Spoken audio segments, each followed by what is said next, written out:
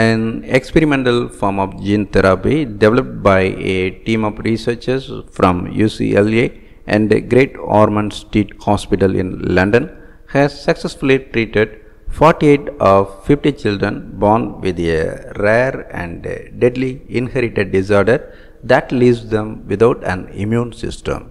Severe combined immunodeficiency due to adenosine deaminase deficiency or ADA-SCID is caused by mutations in the ADA gene that creates the enzyme adenosine deaminase, which is essential to a functioning immune system.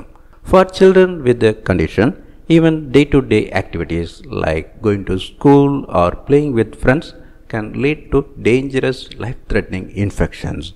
If untreated, ADA-SCID can be fatal within the first 2 years of life.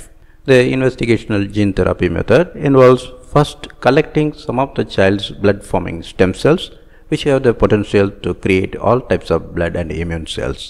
Next, using an approach developed by the research team, a new copy of the ADA gene is delivered into the stem cells by a modified lentivirus or viral vector. The corrected cells are then returned to the child's body, where they are intended to produce a continual supply of healthy immune cells capable of fighting infection. In a study published in the journal New England Journal of Medicine, the researchers report 2 and 3 year outcomes for children treated with the investigational lentiviral gene therapy in clinical trials at GOSH, UCLA Maternal Children's Hospital, and the National Institutes of Health between the years 2012 and 2017. The researcher says that between all 3 clinical trials, 50 patients were treated, and the overall results were very encouraging. All the patients are alive and well, and in more than 95% of them, the therapy appears to have corrected their underlying immune system problems. No complications or treatment-limiting events were reported among the patients. Most adverse events were mild or moderate and were considered to be related to routine procedures performed in preparation for the experimental gene therapy treatment or effects of the immune system rebuilding.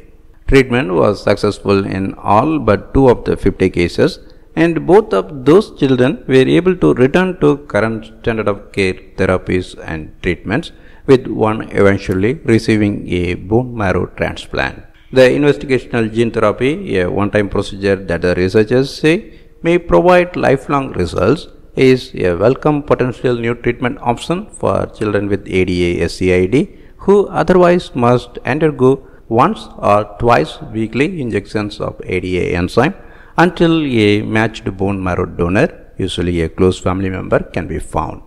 If a donor is not available, patients require lifelong injections along with antibiotics, antifungal medications, and monthly infusions of immunoglobulin, which contains infection-fighting antibodies. These treatments are expensive and therefore out of reach for patients in many countries. If approved in the future, this treatment could be standard for ADA-SCID and potentially many other genetic conditions, removing the need to find a matched donor for a bone marrow transplant and the toxic side effects often associated with that treatment. 10 of the children in the UCLA study were treated using a frozen preparation of corrected stem cells. These children experienced similar outcomes to the children treated with cells that were not frozen. The freezing approach may allow children with ADA-SCID to have their stem cells collected locally, then have them transported and processed at a manufacturing facility elsewhere and shipped back to a specialized hospital near them, removing the need for patients and their families to travel long distances to specialist centers.